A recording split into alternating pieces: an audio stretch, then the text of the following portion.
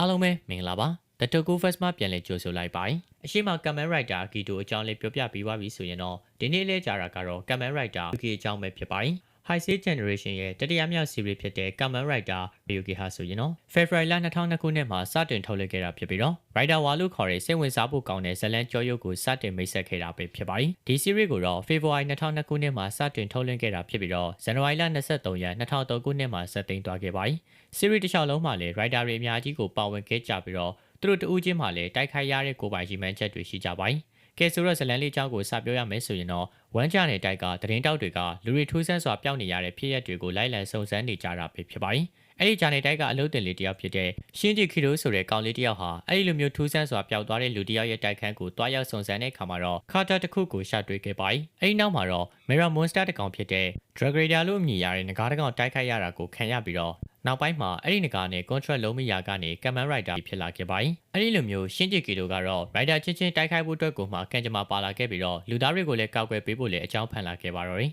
။နောက်ထပ်အနေနဲ့ကတော့ Rider ချင်းချင်းဘာလို့တိုက်ခိုက်နေရလဲဆိုတာကိုပြောပြပေးသွားပါမယ်။လူသားတွေနေထိုင်တဲ့ကမ္ဘာကြီးမှာ Mirror Monster ဆိုတဲ့အကောင်ကြီးတွေနေထိုင်တဲ့ Mirror World ဆိုတာလည်းရှိပါတယ်။ဒါအပြင်ကတ်တက်73ခုလည်းရှိနေပြီးတော့အဲ့ဒီကတ်တက်73ခုကတော့ Kamen Rider ဖြစ်ဖို့အဓိကအရာပဲဖြစ်ပါတယ်။တခြားပြောပြပေးရမယ်ဆိုရင်တော့ကတ်တက်ပိုင်ဆိုင်သူဟာ Mirror World ထဲမှာ Mirror Monster တကောင်နဲ့ contract လုပ်ရပါတယ်။အဲ့ဒါမှသာ Kamen Rider ဖြစ်လာမှာပဲဖြစ်ပါတယ်။စုစုပေါင်း Kamen Rider 73ယောက်ရှိပါတယ်။အဲ့ဒီ Rider 73ရာလုံးကလည်းအချင်းချင်းပြန်လည်တိုက်ခိုက်နေကြပါတယ်။အဲ့ဒီတိုက်ပွဲကိုလည်း Rider Battle လို့ခေါ်ဆိုပါတယ်။ပြီးတော့အဲ့ဒီတိုက်ပွဲမှာနောက်ဆုံးအသက်ရှင်သူတယောက်သာကိုလိုချင်တဲ့ဆူတောင်းကိုဖြည့်ဆည်းခွင့်ရပါမယ်။တိုက်ပွဲကတော့တစ်နှစ်အတွင်းကိုအနိုင်ရဖို့လိုပါတယ်။မဟုတ်ရင်တော့ contract ကြီးပြီးဆုံးသွားမှာဖြစ်ပြီးတော့ Rider အားလုံးကလည်းတည်ဆုံသွားရကြမှာပါအဲ့ဒီလိုမျိုး Mirror War တွေ Mirror Monster တွေကိုဖန်တီးခဲ့တဲ့သူကလည်းရှိပါတယ်သူကတော့ခန်းစားခေရှိသူပဲဖြစ်ပါတယ် Rider Battle ကိုစတင်ခဲ့တဲ့သူဆိုရင်လည်းမမှားပါဘူးပြီးတော့ရင်တော့ series ထဲမှာပါတဲ့ Kamen Rider show ကိုပြောပြပေးသွားပါမယ်ပထမဦးဆုံး Rider ကတော့ Kido Shinji ပဲဖြစ်ပါတယ်သူကတော့ OIE ဂျာနယ်တိုက်မှာအလုပ်တင်တယောက်ဖြစ်ပါတယ်သူကတော့ရိုးသားပြီးတော့စိတ်ထားလေးကောင်းပါတယ်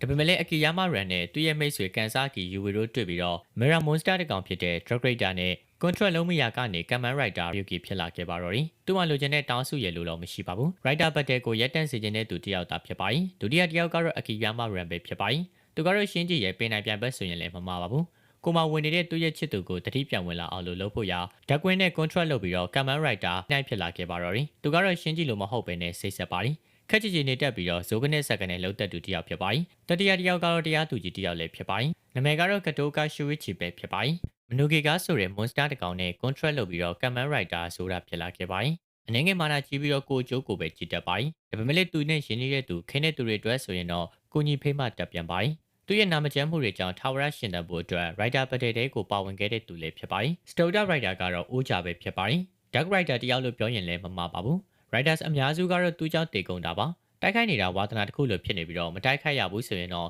စားမို့အိမ်မပြောသူကြီးလည်းဖြစ်ပါတယ်သူရဲ့ရွေချက်ကတော့သူ့ပေါ်ကြောက်ရွံ့မှုကိုလိုချင်တာပါနာမည်ကတော့တခဲရှိအစခုဝါဖြစ်ပြီးတော့ Venus Snacker လို့ခေါ်တဲ့ monster နဲ့ contract လုပ်ထားပါတယ်ကျန်တဲ့ Rider တွေကိုတော့ဗီဒီယိုအရင်ရှေ့သွားမှမို့လို့မပြောတော့ပါဘူးကဲခုလားဆိုရင်တော့ Kamen Rider K series အကြောင်းကိုလည်းတည်တလောက်ကိုတည်သွားပြီလို့ထင်ပါတယ်အနည်းချုပ်ပြောရမယ်ဆိုရင်တော့ Kamen Rider K series ကတော်တော်လေးကိုကောက်ပြီးတော့စိတ်ဝင်စားစရာတွေနဲ့ပြည့်နှက်နေတဲ့ဇာတ်လမ်းမျိုးဖြစ်ပါတယ်မကောင်းဆိုးဝါးတွေကိုပဲတိုက်ခိုက်နေတာမျိုးမဟုတ်ဘဲနဲ့ Rider ချင်းချင်းအကျိတ်နဲ့တိုက်ခိုက်ကြတာကိုကြည့်ရတာကအားရဖို့ကောင်းပါတယ် IMDb rating 7.9 ထိတောင်မှရထားတဲ့ series ကောင်မလို့ကြည့်ဖြစ်အောင်ကိုကြည့်ဖို့ကိုကျွန်တော်ကတော့တိုက်တွန်းချင်ပါတယ်ဆိုတော့ဒီနေ့ဗီဒီယိုလေးကတော့ဒီလောက်ပါပဲဗျာအခုဆိုရင်တော့ကျွန်တော်စီမှာ VIP channel လေးလာဝင်လို့ရနေပါပြီနော်ခုလက်ရှိမှာဇူရင်းကြကိုတင်ဆက်ပေးတော့မှာဖြစ်တာကြောင့် channel ဝင်မယ်ဆိုရင်လည်းအောက်က Telegram Ace ကိုလာရောက်ပြီးတော့ဆက်သွယ်လို့ရပါတယ် RPG ရှိတဲ့သူတိုင်းကိုအားလုံးကိုကျေးဇူးတင်ပါတယ်ခင်ဗျာ